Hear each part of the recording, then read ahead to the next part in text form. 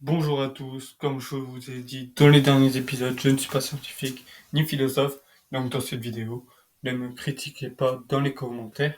Si il y a des petits trucs qui ont changé depuis le texte que j'ai retrouvé, et ben voilà, dites-le moi en commentaire.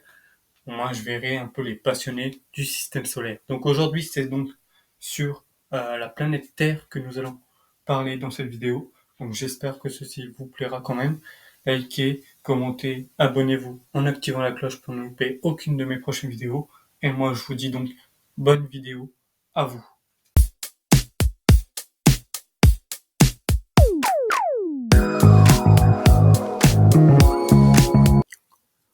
Pour vous parler donc maintenant de la Terre. Son diamètre, c'est 12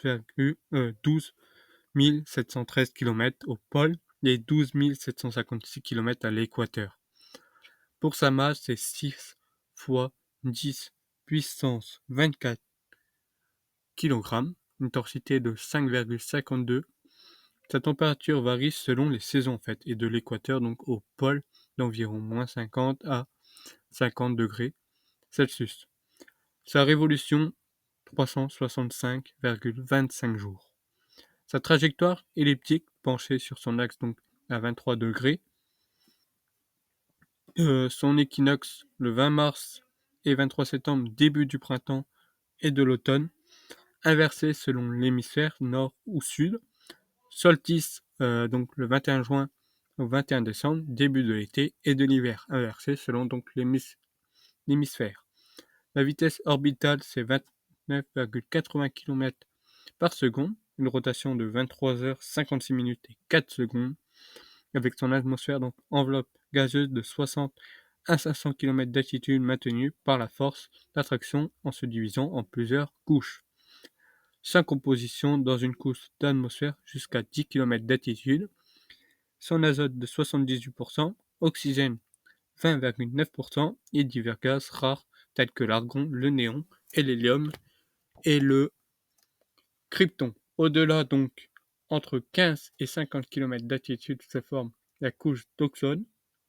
Son aspect forme sphérique, aplati ou pôle, constitué donc de plusieurs couches, le noyau, le manteau, la croûte, à la surface donc paysage très varié. Satellite de la Terre, il n'y en a qu'un, c'est la Lune, avec son diamètre donc de 3475 km, un peu plus du quart de celui de la Terre, une distance de la Terre de 384 400 km, une révolution autour de la Terre 27 jours, 7 heures et 43 minutes et 11 secondes la révolution donc sidérale.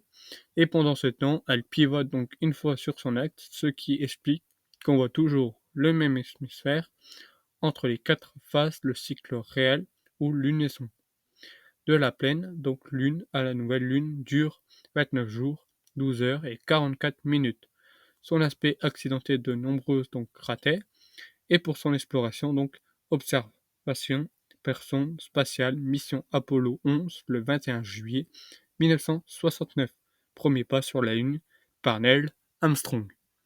Voilà pour la Terre, j'espère que cette vidéo vous a plu. Comme j'ai dit dans les derniers épisodes, je ne suis pas scientifique ni philosophe, je ne fais pas d'études de science, donc peut-être que le texte a changé depuis. Donc si tout ça vous plaît sur le système solaire, allez voir des vidéos ou sur internet pour plus vous informer sur ceci. Merci à tous, à très vite pour une prochaine vidéo. Salut tout le monde.